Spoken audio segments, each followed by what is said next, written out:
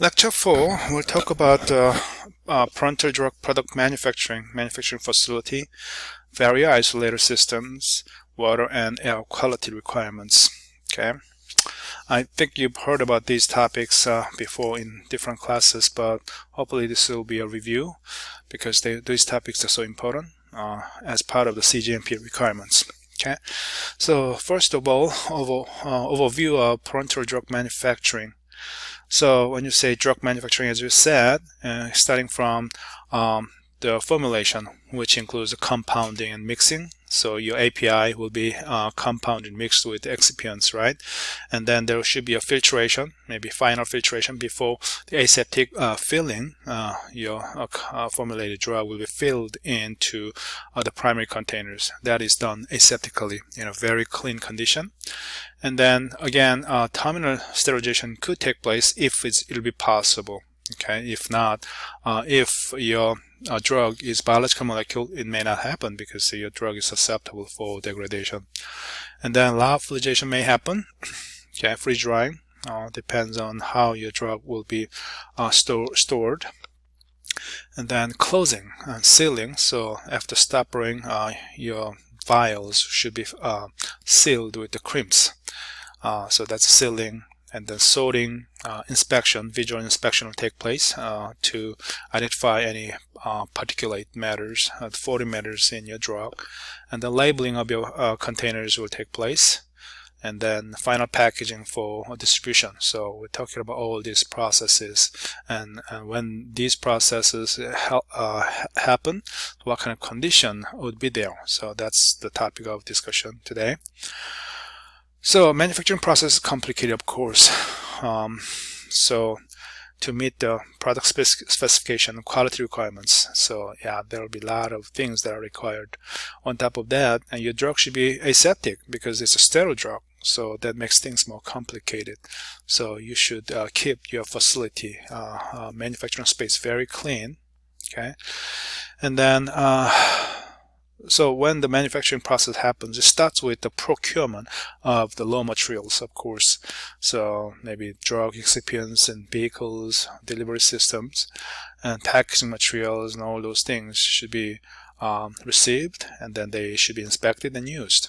Okay, so the flow of the process will be something like that. Of course, the receiving of the raw materials, right? That happens in the warehouse area, and then they may be segregated into maybe drug components versus packaging materials, and then QC will do some testing on those to see if they are okay. If they're not okay, of course they'll be rejected. Once they go through the QC testing, then yes, they should be approved, and then they'll be moved to the approved area, of course, and then they'll be used for your compounding.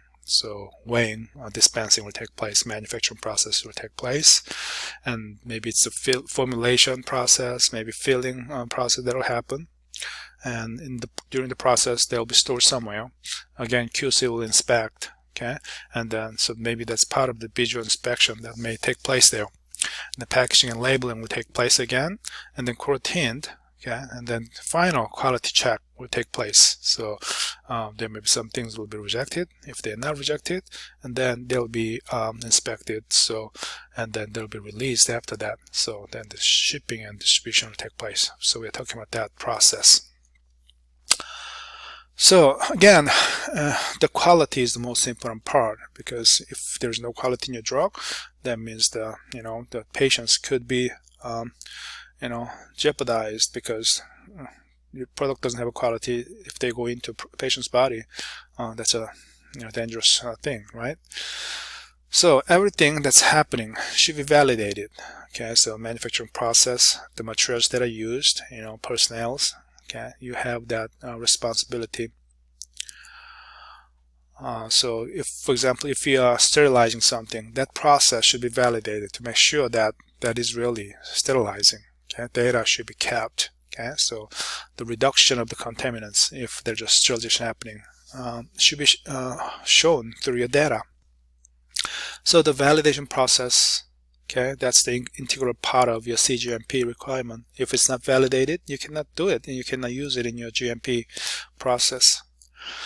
So if you're talking about the dispensing, drug dispensing, there may be a small scale dispensing versus large scale dispensing.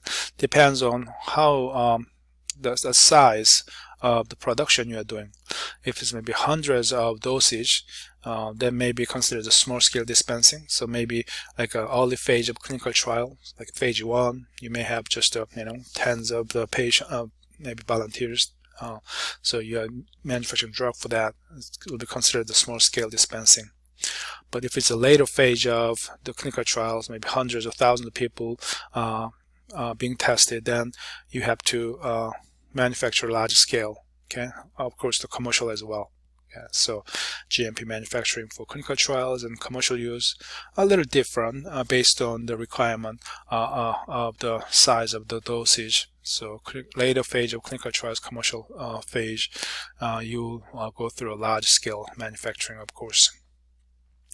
So everything is written down in the CFRs, of course, Code of Federal Regulations. So that's the federal law, as we said before, right? So the Part 211, okay, 21, Part 211, in these different parts and sections, all the requirements are written down. So, for example, if it's a personnel qualification requirements, it's a CFR 211 Part 25. So if you click on it, there's a fda.gov website where you can find the information. There you go. So go to the website, fda.gov, and then type up 21 CFR 211 part 0.25. It says about the personal requirement. So personal qualification says, each person engaged in manufacture, processing, packaging, or holding of a drug product shall be educated, trained, and experienced. Those are three ways the person can be qualified through education, training, and experience, right? And in a combination of thereof, okay, enable the person to perform the assigned function. Okay, so you have to, of course, have the proof of those. That's how you can qualify people to be able to work in your CGMP area. So training requirement and all those things is spelled out here. Okay, so take a look at those. And then if it's about ingredient used in your production, what are the requirements? It's written in these parts, 211.80, 84, 86. And if it's about validation requirements for the processes and equipment, in these parts, of course, and the requirement for the production environment, it's written on these parts. If the requirement for the quality control procedure, written in these parts. So, CFRs are very handy, because you have to read over these, understand what the requirements are, and then you have to be compliant to those. Do not make any deviation, of course. That's the key. So CGMP principles and compliance, it takes everybody's effort, as you know, right? So regulation documents, documentation is really important, right? Validation is a big burden. Production, what is that? Capability, of course, should meet the requirements of code. Stability testing is a big part as well. Pre-CGMP process development, PD, important, and then label validation, quality, sterility, and then how you feel sterile under sterile condition, and study management. So it takes everyone's effort. That's what it is. The batch record and other documentation. So documentation is a huge part of the CGMP, as you said. Regulatory documentation. Without anything written, there's nothing ever done, right? So among those different forms of documentations, like SOP, batch record, and etc., batch record is the most important part of the CGMP, because it holds so much information about your manufacturing process. So it is the complete record of manufacturing control, distribution of single batch of a product. If there's a problem on your drug product, you can always look into the batch record and see what's done and who were involved in the manufacturing process. You can understand the condition of the manufacturing and identify the problem, the source of problem, right? So batch record should be accurate, complete, and readily followed and reviewed. So that's the importance of it. And what kind of information is written in your batch record? Product identification, of course, document identification, company name, date of manufacturing, step-by-step, list of unit operations, test, specification, limit of each step, formulation information, name, quantity, ID numbers, control numbers for each component with quality approval, start and completion time for each operation, chemical weighing check, QA, counter check, so normally it's double check, and ID of all processing equipment, process detail, deviation, investigation report, labeling requirements, in-process sampling procedure, test requirements, final test result, material accountability, signatures, so you name it, and it's all there. Okay, so that's why it's so important. So GDP, good documentation practices, are very important. Okay, it requires all raw data, written entries, record to be accurate, legible, traceable, meaning defendable, reproducible, complete, and verified. And then whenever entries are made, the person making the entry should be signed and dated. Okay, and then all record must contain proper identification on each page, of course. Yes, if there's a mistake made, you know how to correct. Okay, never erase it, never black it out, just single line through. Okay, cross out and correct the entry, and then person's initial, date, and reason for correction, okay, should be visible.